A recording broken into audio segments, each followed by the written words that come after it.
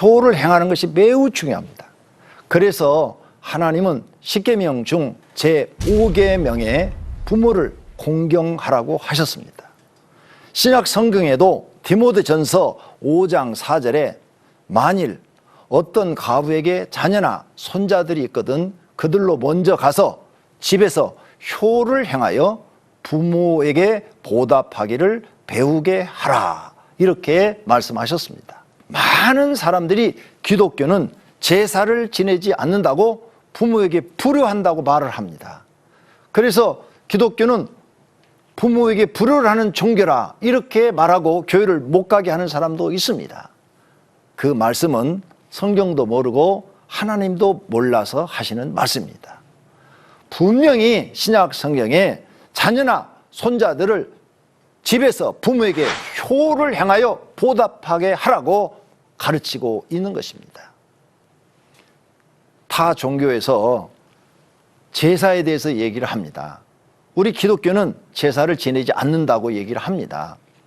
제삿날 죽은 조상이 온다고 믿는 종교와 우리는 믿지 않는 것이죠.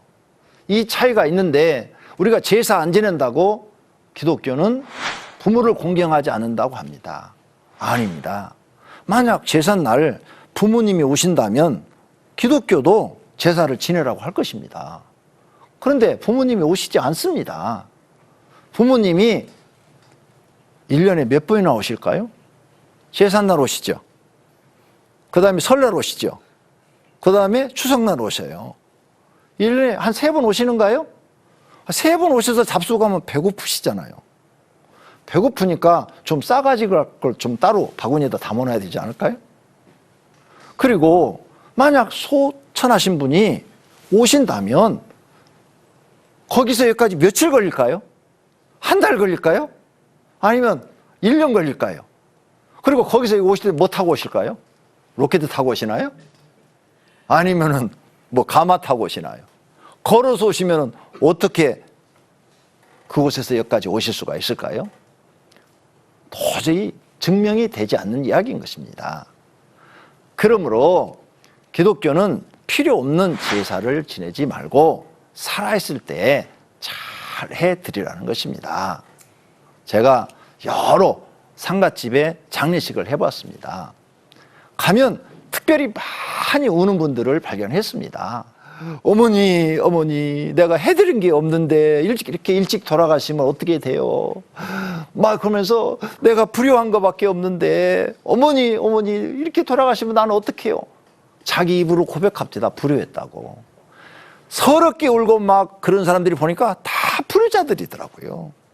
이 불효자들이 제삿날 되면 또 난립니다. 우리 부모님 제삿날 상 잘 드려야 된다고. 그런데 자기가 안 차려요. 형이나 동생이 제삿날 차리고 자기는 그냥 가서 얻어먹는 거예요. 제사상 차리라고 50만 원, 100만 원 주면 되는데 안 줘요. 자기는 그냥 얻어먹으면서 형수님 왜 이렇게 제사상이 소홀해요? 우리 어머니 오시는데 잘 차려야 되잖아요. 이렇게 따지니까 제사상 차린 형수는 시험 드는 거예요. 아니 돈도 안 주면서 맨날 제삿날 와가지고 잘했네 못했네 이런 얘기만 하는 거예요. 참 안타깝죠.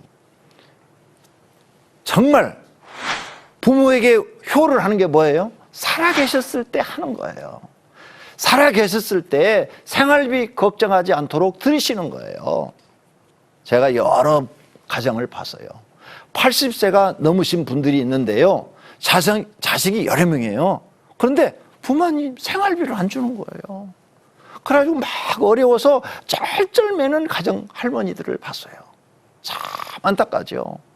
어떤 자식은 부모님이 80이 넘었는데 50 넘은 아들이 백수예요. 부모님이 나가서 뭘 주워가지고 고물상에 갖다 팔면 그거 갖고 생활하고 있는데도 안 벌어요. 부모님이 주는 걸 먹고 사는 거예요. 정부 혜택도 못 받아요. 왜? 멀쩡한 자식이 살아있어가지고. 이렇게 안타까운 사람들을 많이 봤어요.